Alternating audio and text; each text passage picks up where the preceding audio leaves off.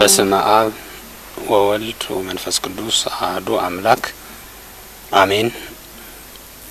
አቤቱ የዘመናት ባለቤት ልዑል እግዚአብሔር ሆይ ያለፈውን ጊዜ ስለባረክልን በኃጢአትም ያለቀውን እድሜያችንን ሳትቆጥርብን በዚህ በተቀደሰው ተራራህ ላይ ቆመን ታላቅና ቅዱስ የሆነውን ገናና ስምህን እንጠራ ዘንድ ስለፈቀድክልን እናመሰግንሃለን። የተከበራችሁ ሊቃውንተ ቤተ ክርስቲያን፣ የተወደዳችሁ በእግዚአብሔር ዘንድ ሞገስና ኃይል ብርታትም የተሰጣችሁ የእግዚአብሔር ቤተሰቦች ምእመናን ምእመናት በአምላካችን በእግዚአብሔር ስም እንደምን ዋላችሁ? አሜን። ቸርነቱና ምሕረቱ የባህሪ ገንዘቡ የሆነ በሰማይና በምድር የማይነገር ምሕረት ተቆጥሮም ተሰፍሮም የማያልቅ ጥበብ ያለው ፍጥረታትን ሁሉ በቸርነቱ የሚመግባቸው አንድነቱን ሶስትነቱ የማይከፋፍልበት ሶስትነቱንም አንድነቱ የማይጠቀልልበት ለዘመን ዘመናት በአንድነትና በሶስትነት ብቻውን ሲሰለስና ሲመለክ የሚኖረው ኃያልና ገናናው አምላካችን ልዑል እግዚአብሔር ያለፈውን ጊዜ ስለባረከልን አሁንም በቤቱና በቅጥሩ ስለሰበሰበን ስሙ ለዘላለም የተመሰገነ ይሁን። አንሰ ተሰየምኩ ንጉሰ በላዕሌሆሙ፣ እኔ ግን በእነርሱ ላይ ንጉስ ሆኜ ተሾምኩ። መዝሙረ ዳዊት መዝሙር 2 ቁጥር 6። ዛሬ አምላካችን እግዚአብሔር ቢረዳንና ቢፈቅድልን ከኛም ጋር ሆኖ የጠመመውን እያቀናልን ያልተስተካከለውን እያስተካከለልን ጉባኤያችንን ቢባርክልን የምንነጋገርበት የትምህርታችን ርዕስ የሚሆነው ይህ ነው። ነቢየ እግዚአብሔር ቅዱስ ዳዊት ምናልባትም የዛሬ 2000 ዓመት 3000 ዓመት ገደማ በዚች ምድር ላይ በነበረ ጊዜ ከተናገራቸው ንግግሮች መካከል አንዱ ይህ ነበር። ነቢዩ ዳዊት ምንም እንኳን ውስጠ ምስጢሩን ስለ ክርስቶስ የተናገረው ትንቢታዊ ቃል ቢሆንም ቅሉ ሲጀመር ግን ይሄ ቃል ስለ ራሱ የተናገረው ቃል ነቢዩ ዳዊት ይሄንን በመዝሙሩ የሚያነሳሳው እኔ በእነርሱ ላይ ንጉስ ሆኜ ተሾምኩ ብሎ የሚናገረው ጠላቶች ብዙ ጊዜ ይዶልቱበት ስለነበር ነው። ከሳኦልም ጀምሮ ማለት ነው። በሳኦልም ዘመን ከነበሩ ሰዎች ጀምሮ ከቤተሰቦቹም ጀምሮ የሱን መንግስት ከእግዚአብሔር በስተቀር የሚፈልጋት አንዳችም ሰው አልነበረም። እግዚአብሔር ግን እንደ ቸርነቱ እሱ እንደወደደ የዳዊትን መንግስት በእግሯ እንድትቆም ከማድረግ ወደ ኋላ አላለም። እንዲያውም ዳዊትን ስሮ መንግስት አደረገው። ስለዚህም የዳዊትን መንግስት ሊቋቋሟት ወይም እንዳትመጣ ወደ ዓለም ሊያደርጓት የፈለጉ ብዙ ነበሩ። ያንን ሲመለከት ነብዩ ዳዊት ከላይ ሲጀምር ምን ይላል? ለምን ታንገለጉ አሕዛብ ወሕዝቡን ወቡከንቱ፣ አሕዛብ ለምን ይዶልታሉ? ለምን ይሰበሰባሉ? ይላል። አሕዛብ ያላቸው ራሳቸው እስራኤልን ግብረ አሕዛብ ይሰሩ ነበርና በግብራቸው አሕዛብ ብሎ ይጠራቸዋል። ወገኖችስ ለምን ከንቱ ነገር ይናገራሉ? ወገኖች አላቸው በስጋ ወገኖቹ ስለሆኑ ማለት ነው። ወገኖች አላቸው ወንድሞቹ ስለሆኑ ማለት ነው። እሱ የእግዚአብሔር ሰው ነውና ወገንነቱን አያርቅም። ለዚህም ነው ወገኖች ብሎ የሚጠራቸው። የእግዚአብሔር የሆኑ ሁሉ ጠላቶቻቸውን ወዳጅ ብሎ መጥራት የተለመደ ነገር ስለሆነ ማለት ነው። እግዚአብሔር በእነሱ ላይ ማህተን እንደሚያመጣባቸው ስለሚያውቅ ምንድነው የሚለው? ዘይነብር ውስተ ሰማይ ይስሕቆሙ ነው የሚለው። በሰማይ የሚኖር እርሱ ይስቅባቸዋል። አሁን እንዲህ ማለት በእውነት በእግዚአብሔር ዘንድ ሳቅ ኖሮ አይደለም፣ ለቅሶም ኖሮ አይደለም። ይሄ ለእግዚአብሔር ባህሪ የማይስማማ ጉዳይ ስለሆነ ማለት ነው። ይስቅባቸዋል ማለት እንደማይሆንላቸው እንደማይሳካላቸው እግዚአብሔር ያውቃል፣ ወስኖባቸዋል ማለት ነው። በእውነት እግዚአብሔር በወሰነው ነገር ገብተን ስንፍጨረጨር ብዙ ቀን እንታያለን። በዓለም ውስጥ ስንኖር እግዚአብሔር ከወሰነው በላይ እንዳንኖር ህሊናችን እያወቀው ግን በዓለም ውስጥ የሚኖር ማንኛውም ሰው ወንድሙን ገሎ በወንድሙ መቃብር ላይ ቤት መስራት ይፈልጋል። በእውነት የእግዚአብሔር ቤተሰቦች እኛ የምንኖረው እግዚአብሔር እንደወሰነልን ከላይ እንደተወሰነ በመጀመሪያም እንደተነገረ እንደ አምላክ ቃል እንኖራለን። ይህንን እስካላመን ድረስ በእውነት በሰማይ የሚኖረው እርሱ በእኛም ሕይወት ላይ ሊስቅ ይችላል ማለት ነው። ያ ማለት እንደማይሆንልን እንደማይደረግልን ያውቃል ማለት ነው። ከዚያ ግን ስቆ ዝም አይልም። በማቱ ያወካቸዋል። በማቱ ያውቁ በማት ጠራርጎ ያጠፋቸዋል። እግዚአብሔር በማት ከተነሳ ከባድ ነው በእውነት ሀገር አትሸከመው። የእግዚአብሔርን ማት ምድር መሸከም አይቻላትም፣ ትንቀጠቀጣለች። የእግዚአብሔርን ማት ተራሮች መሸከም አይቻላቸው፣ ይጤሳሉ። በመጽሐፍ እኮ ዘይገስሰው ለአድባር ይጠይሱ ነው። ተራሮችን በማት እጁ የዳሰሳቸው እንደሆነ ይጤሳሉ ይላል፣ ይንቦገቦጋሉ፣ ይነዳሉ። ዛሬም እኮ በዚህ ዘመን አሉ እኮ 40 ዓመት ሙሉ ያጭበረበሩ ሰዎች አሉ። 40 ዓመት ሙሉ ያመነዘሩ ሰዎች አሉ። 40 ዓመት ሙሉ በሚስት ላይ ሚስት በባል ላይ ባል የሚደራረቡ ሰዎች አሉ። 40 ዓመት ሙሉ አብያተ ክርስቲያናትን የሚመዘብሩ አሉ። 40 ዓመት ሙሉ በቤተ ክርስቲያን ላይ ተሾሙ አንዳችም እንኳን ጠብ የሚል ስራ ለቤተ ክርስቲያን ያልሰሩ ሰዎች አሉ። 40 ዓመት ሙሉ ግን እግዚአብሔር ታግሷቸው የሚኖሩ ሰዎች ማለት ነው። 40 ዓመት ሙሉ ንስሐ ገብተው የማያውቁ ሰዎች አሉ። ይህ እግዚአብሔር ያችን 40 ዓመት ለምንድን ነው የሰጠው? መክሊት እኮ ናት ያቺ 40 ዓመት እኮ መክሊት። 80 ዓመት ድረስ እኮ የማይመለሱ ሰዎች አሉ። በእውነት እግዚአብሔር የሽበት ዘውድ እስኪደፋላቸው ድረስ እዛው ባሉበት በክፋታቸው ጸንተው የሚኖሩ ሰዎች። ይሄ ሁሉ ከሆነ በኋላ ግን ወበማቱ ይጠራርጋቸዋል ማለት ነው። መጨረሻ ላይ ግን አንሰ ተሰምኩ ንጉሰ በላይ ሊሆም ነው የሚለው። እኔ ግን በእነሱ ላይ ንጉስ ሆኜ ተሾምኩ። ያን ሁሉ ነገር ካሉ በኋላ እኔ በእነሱ ላይ ንጉስ ሆኜ ተሾምኩ ነው የሚለው።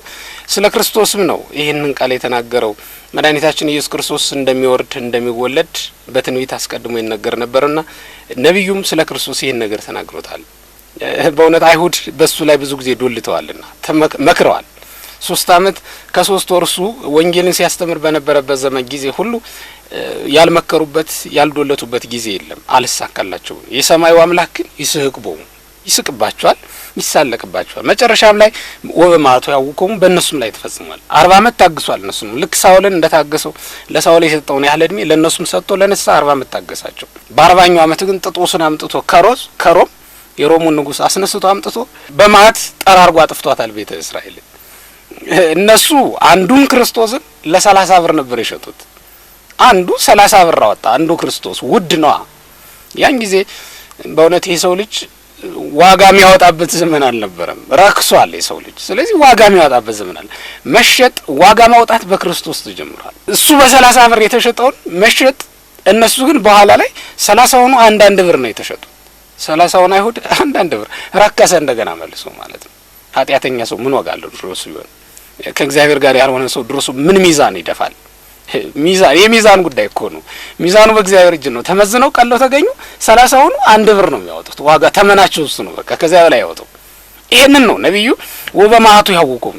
እኔ ግን በእነሱ ላይ ንጉስ ሆኜ ተሾምኩ ይላል።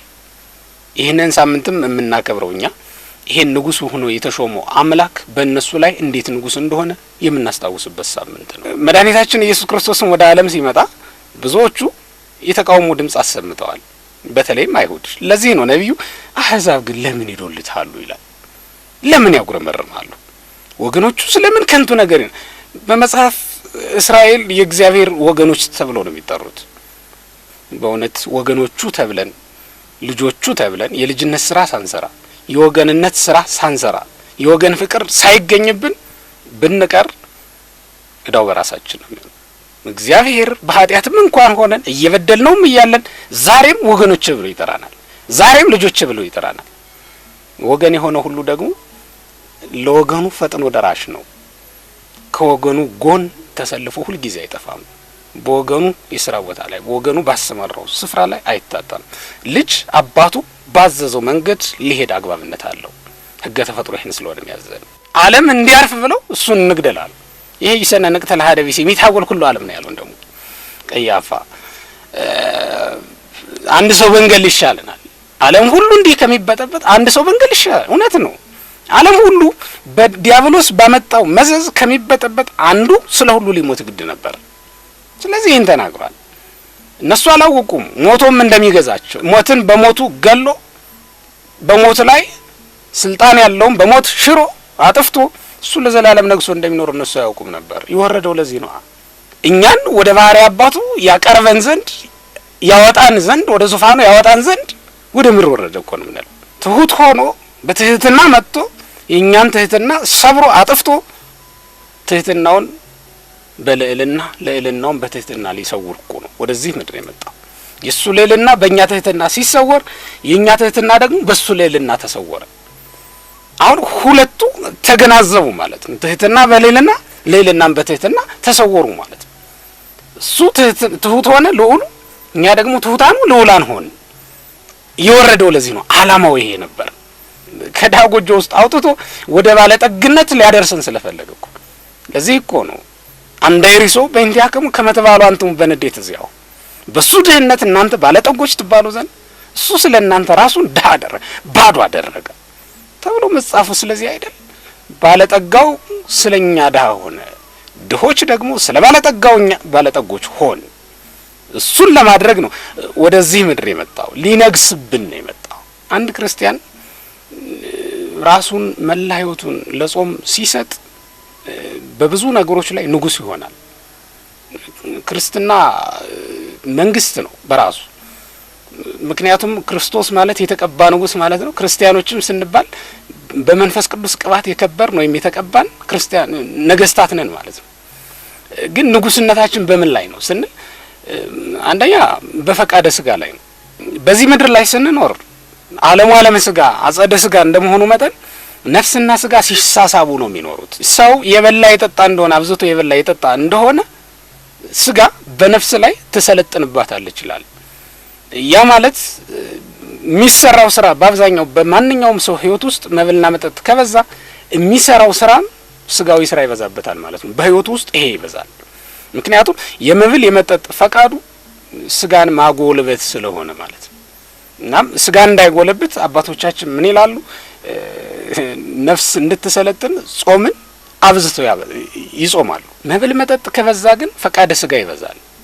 ነፍስ ለስጋ ባርነት ውስጥ ትቀመጣለች ማለት ነው።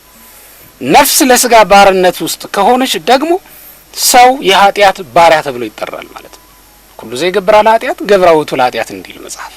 ኃጢአትን የሚያደርጋት ሁሉ የኃጢአት ባሪያዋ ነው፣ ተገዥዋ ነው ስለሚል ከባርነት ቤት ለመውጣት ጾም መሰረታዊ ጉዳይ ነው ማለት ነው።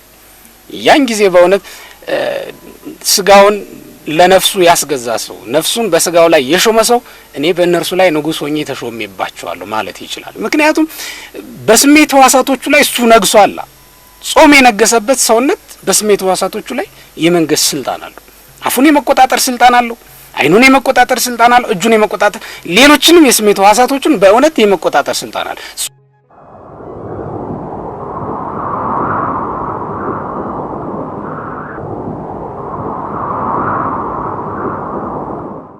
በዝሙት ቤት መኖር፣ በአመንዝራነት መኖር፣ በሐሰት ውስጥ ተጠምዶ መኖር ይሄ ሁሉ እኮ ያጋንንት ስራ እኮ ነው። በሌላ አነጋገር ዲያብሎስ የጀመረውን ስራ ውጥን ጨራሽ አድርጎናል ማለት ነው። የዲያብሎስ ውጥን ጨራሾች እንዳንሆን መጠንቀቅ ያስፈልጋል። ከዚህ ሁሉ ለመዳን ደግሞ ጾም መሰረታዊ ጉዳይ ነው፣ አስፈላጊ ነው።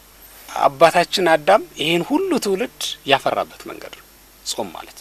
የሱባኤ ውጤቶች ነው፣ የጾም ውጤቶች ነው። የተገኘንበት አንዱ መንገድ ስለሆነ ጾም ለኛ እጅግ አስፈላጊ ጉዳይ ነው ማለት ነው። ሌላው ጾም ምንድነው ካላችሁ የመጎብኘት ጊዜ ነው። እግዚአብሔር ብዙ ቅዱሳንን ጎብኝቷል። እግዚአብሔር ምድርን ጎብኝቷል። እግዚአብሔር ገዳማትን ባርኳል። እግዚአብሔር በአተ ቅዱሳንን ጎብኝቷል። የጎበኛቸው ግን በጾምና በጸሎት ሳሉ ነው። መጽሐፍ እንደሚነግረን በነቢዩ በዳንኤል ምዕራፍ 10 ላይ ስንመለከት እንደምናነበው ሳዘንና ስጸልይም ሳለሁ ነው የሚለው። ስጾም ስጸልይም ሳለሁ ማለፊያ እንጀራ ማለፊያ መጠጥንም ሳልበላ ሳለሁ እግዚአብሔር ዳሰሰኝ ነው። እጅ ዳሰሰችኝ ይላል፣ አበረታችኝ፣ ቆምኩም ይላል። እውነት ነው። ጾም ለጊዜው ስጋን ይፈታተናታል፣ አቅሟን ያዳክምባታል። ይህ ግን ነፍስ አቅም እስክታገኝ ድረስ እንጂ የስጋ ፍላጎት የስጋ ጉልበት ቆይቶ መበርታቱ ግን የማይቀር ጉዳይ ነው። በአባ ሳሙኤል ታሪክ መረዳት እንችላለን። አቡነ ሳሙኤል ዘዋልድባ ከስጋ ደካም የተነሳ አብዝተው ከመጾማቸው ከመጸለያቸው የተነሳ ተዘለፍልፈው ወደቁ ይላል። ያን ጊዜ ወልደ ማርያም ክርስቶስ ወደ እርሳቸው መጥቶ መንኮበያቲ ውሃ አጥቦ ወልደ ማርያም ድንግል ተብሎ ተጽፏል። አውራጣቱን አጠባቸው ይላል። ያን ጊዜ በርትተው ተነስተው እልፍ ስግደት ይሰግዱ ጀመር ይላል። ሲሰግዱ አይታዩም ነበር ከፍጥነታቸው የተነሳ ማለት ነው። ይሄን ኃይል ከእግዚአብሔር አግኝቶታል። በእውነት በመብልና በመጠጥ ያገኘነውን ኃይል አይተነዋል እኮ። እንቅልፍ እያለ ዝም ብሎ እንደው ቆምን ሲጥለን እኮ ተመልክተነዋል እኮ። በመብል በመጠጥ የተገኘ ኃይል ለሰው ልጅ አይጠቅመው። ስለዚህ የእግዚአብሔር ቤተሰቦች ኃይል ከእግዚአብሔር መሆኑን አውቀን ስጋ ብትደክምም እንኳን ጉልበት ቢዝልም እንኳን ሰውነት ቢሻክርም እንኳን ሁሉንም እንዳልተፈጠረ ቆጥረን አመድና ትቢያ ሆኖ የነበረ በኋላም ከዛ ተገኝቶ ቆሞ የሚታየን አካላችን ወደ መቃብር እስኪወርድ ድረስ በጾምና በጸሎት ልናተጋው ይገባናል። ይህን ካደረግን በእውነት እኛ በአጋንንት ላይ እኛ በፈቃደ ስጋችን ላይ ተሾመን እኔም በእነሱ ላይ ንጉሥ ሆኜ ተሾምኩ ብለን መናገራችን በእግዚአብሔር ፊት በደስታ መዘመራችን የማይቀር ጉዳይ ነው። ይህን ካደረግን ደግሞ ዝቅ ብሎ ነብዩ ምንድን ነው የሚለው? እግዚአብሔርም አለኝ አንተ ልጅ ነህ ይላል። አንተ ልጅ ነህ ተብለን መንግስቱን መውረስ የምንችለው ይህንን ካደረግን ነው። በእውነት እግዚአብሔር እንዲጎበኘን፣ እግዚአብሔር ሕይወታችንን፣ ምድራችንን፣ እግዚአብሔር ዓለማችንን እንዲባርክ ጾም እጅግ ሊበዛ ይገባዋል። በምድር ላይ አንድ ነገር እንተማመናለን። በመብል የተጎዳነውን ጉዳት ሁላችንም እናውቀዋለን። በመብል ተጎድተናል፣ በጾም ድነናል። በአጠቃላይ የቤተ ክርስቲያን ሕይወቷ ጾም ነው ማለት ነው። ቤተ ክርስቲያን ማለት ከአርብ እስከ እሁድ ያለችዋ ቀን ነች። የቤተ ክርስቲያን መሰረቷ ከአርብ እስከ እሁድ ደግሞ ጾም ነው። ጌታ ሲሰቀል ሲያዝ ከተያዘባት ጊዜ ጀምሮ አባቶቻችን ሐዋርያት የመጀመሪያዎቹ ክርስቲያኖች መብል መጠጥ አቁመዋል። ከትንሣኤ በፊት መብል መጠጥ የሚባል ነገር የለም። ስለዚህ ጾም እኮ ለትንሣኤ መዳረሻ ነው ማለት እኮ ነው፣ መንገድ ነው።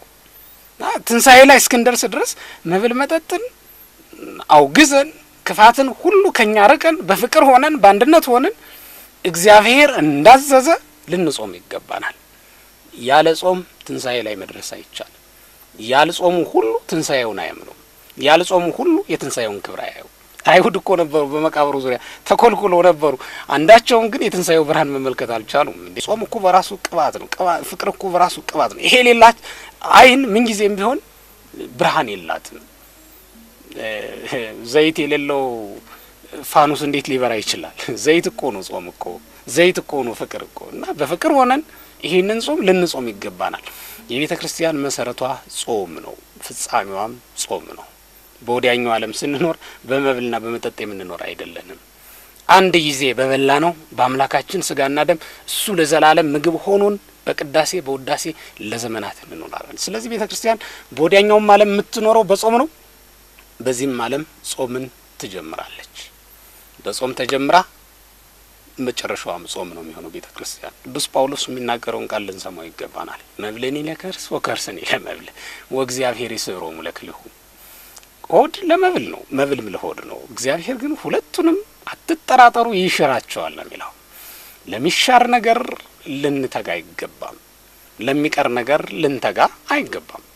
እግዚአብሔር ለሚያስቀጥለው ህይወት ነው መትጋት፣ መለማመድ፣ ጥረት ማድረግ የሚገባን ለእንደዚህ አይነቱ ህይወት ስለሆነ እጅግ አብዝተን ልንተጋ የሚገባል። ለዚያ ነው የቤተ ክርስቲያን ህይወቷ ጾም ነው። እግዚአብሔር በጾም ምክንያት በዓለም ላይ ፍቅርን ይመሰርታል ማለት ነው። እንዲህ እርስ በርስ የተበታተነችው ዓለም አንድ ትሆን ዘንድ ጾም እጅግ አብዝተን ልንጾም ይገባናል። ምክንያቱም ዓለም አንድ የምትሆነው እግዚአብሔር ሲጎበኛት ነው። መጎበኘት ደግሞ በጾም በኩል ነው። ሰይጣን ዓለም እንዳይጎበኝ፣ ዓለም እንዳትባረክ፣ በእግዚአብሔር መዳፍ እንዳትዳሰስ ጾምን አስጠላት። ዓለማችን አሁን ጾምን ታወግዛለች። እንዲያውም አንዳንዶቹ ለስጋቸው ምክንያት እየሰጡ አርነታቸውን ያጠፋሉ። ምክንያቱም ይሄ እኮ ክፉ ካልሰራን ብንበላስ ምንድነው ነው እያሉ ምክንያት እየሰጡ እየፈጣጠሩ ስጋቸውን በፈለጉት መንገድ የሚመሩ ሰዎች አሉ። ዛሬ እውነት ነው ያስቸገረን ነገር ቂምና በቀልን መቋቋም ነው ያልቻልነው። ዛሬ እውነት ነው ያስቸገረን ነገር ተንኮልን ከልቡናችን ምን አድርጎ ማጥፋት። ዛሬ ያስቸገረን ነገር አንደበታችን ከሐሜት መግታት ነው። ዛሬ ያስቸገረን ነገር እንቅልፍን ማሸነፍ ነው፣ መቀነስ፣ ለኪዳን ጊዜ መስጠት ነው ያቃተን ነገር። ዛሬ እውነት ነው ለጸሎት መቆም፣ ለጸሎት ብዙ ሰዓት ማጥፋት ለኛ ከብዶን ይሆናል። አትጠራጠሩ። በጾም ለምትተጋ ህይወት፣ በጾም ውስጥ ለምትኖር ህይወት ይሄ ቀላል ነው። በጾም የሚኖር ሰው ሁልጊዜም በእነዚህ ሁሉ ላይ ስልጣን አግኝቶ እኔ ግን በእነርሱ ላይ ንጉሥ ሆኜ የተሾምኩባቸው እንደሚል እናምናለን።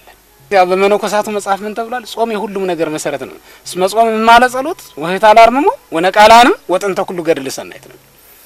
የበጎ ነገር ሁሉ መጀመሪያ ነው። ጾም የጸሎትም እኮ እናት ናት ነው የሚለው። ስለ ኃጢአት ለማልቀስም ደግሞ መጀመሪያው መነሻው ጾም ነው የሚለው። የዚህ ሁሉ መሰረቱ ጾም ስለሆነ ያጣ ነው። አሁን ላይ ጸሎታችን የረዘመብን፣ አሁን ላይ ቅዳሴው የረዘመብን፣ አሁን ላይ ስብከተ ወንጌሉ አሁን ላይ መንፈሳዊ አገልግሎት ሁሉ አልጫልጫ ያለን ስለማንጾም ነው። በማትጾም ህይወት ውስጥ ደግሞ ሁሉም ነገር ከባድ ነው። በጎ ነገር ያለ ጾም በፍጹም አይታሰብም። መነሻው የበጎ ነገር የማንኛውም በጎ ነገር መነሻው ጾም ስለሆነ ማለት ነው። የኃጢአት ሁሉ መነሻው ደግሞ ሆድ ስለሆነ መብል መጠጥ ስለሆነ ለዚህ እኮ ነው ማሪሳቅ ሆድን ምን ይላታል? ምን ኦከርስ ነቃ ሁሉ ንካያት ነው ይላል። የኃጢአት ሁሉ ምንጭ ይሆንሽ ሆድ ሆይ ወዮ ካንቺ ማን ያመልጣል ይላታል። እውነት ነው። ሆድ የነገሮች ሁሉ መነሻ ነው። የኃጢአት ሁሉ ስር ነው። ሆዳቸውን የሚንከባከቡ ሰዎች ነፍሳቸውን መንከባከብ በፍጹም አይቻልም። ሁለቱን አንድ ጊዜ ማድረግ ስለማይቻል ማለት ነው። እናም የእግዚአብሔር ቤተሰቦች በሆዱ ላይ መንገስ የቻለ ሰው፣ ሆዱን ማሸነፍ የቻለ ሰው በሁሉም ነገር ላይ ስልጣን አለው። እናም ያን ጊዜ እኔ ግን በእነሱ ላይ ንጉሥ ሆኜ ተሾሙ ብሎ መናገር ይችላል። ነቢዩ ዳዊትን ከአመድና ከትቢያ አንስቶ በወገኖቹ ላይ ጠላቶቹን ሁሉ አጥፍቶ መንግስቱን አጽንቶ የጠበቀ አምላክ እኛንም በፍቶታት እኩያት በኃጣው ርኩሳት ባጋንንትም ላይ ስልጣን ሰጥቶን ለዘላለም በእነርሱ ላይ ነግሰን እንድንኖር አምላካችን እግዚአብሔር ይፍቀድልን። በሰማይ ባለች መንግስቱ በመንግስተ ሰማያት እንዲያስበን ቀኑን ሙሉ እሱን ካገለገሉ ባሮች እንዳንዱ አድርጎ እንዲቆጥረን መልካም ፈቃዱ ይሆንልን።